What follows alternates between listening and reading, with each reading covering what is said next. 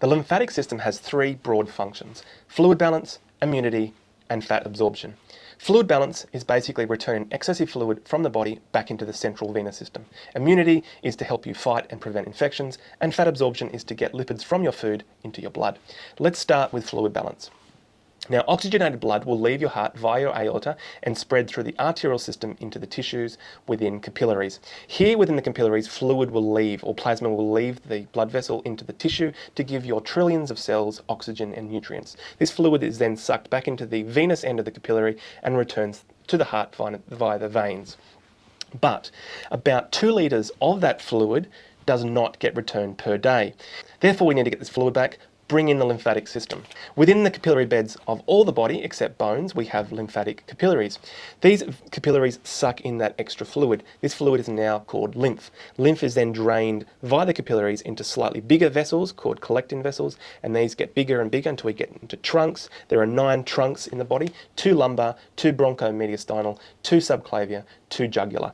These 9 trunks are then drained into 2 ducts. On the right side we have the lymphatic duct, and on the left side we have the thoracic duct. These ducts will drain respectively into the subclavian veins on each side. Here we can see the right upper quarter of the body is drained into the right lymphatic duct, whereas the other 3/4 of the body is drained into the thoracic duct. Now, what about fat absorption?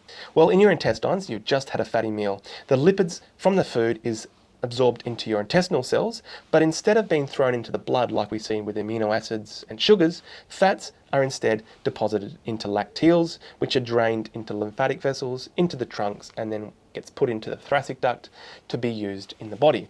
Finally, what about immunity? The lymphatic system consists of lymphoidal cells and lymphoidal tissue. Lymphoidal tissue can be categorized into primary and secondary lymphatic structures. Primary lymphatic structures involve the formation and the maturation of lymphoidal cells, such as lymphocytes, or B and T cells.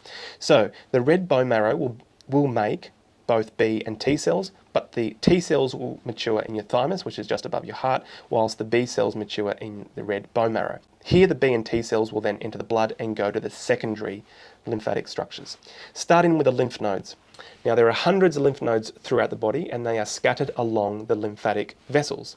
So lymph, before it gets drained and put into the venous system, it has to go through a lymph node. So we have many afferent vessels being drained into the lymph node, and in the lymph node we have sections for B cells and sections for T cells.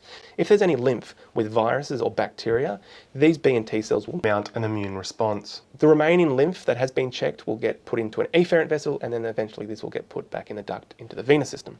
Other secondary structures, in the mouth and nose we see tonsils, which are less defined as the lymph nodes, but this tissue also helps with mount an immune response if there are viruses or bacteria in that part of your body.